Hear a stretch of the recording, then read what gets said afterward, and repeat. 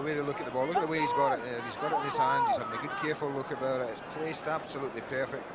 Look at that. I mean, everything's set that he's going to hit it. I just wonder if they're kidding us on.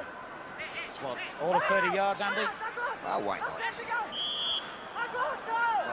It's a 30-yard free kick with a 20-yard run-up. Dear, dear!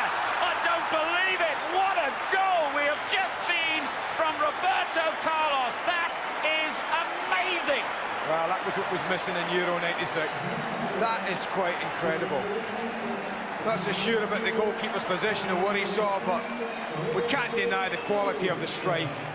It had power, it had bend, it had accuracy. Watch this. Starts way, way, way wide of the goal. That's 2-3 yards wide and just clips the inside of the post. That is quite a magnificent free kick.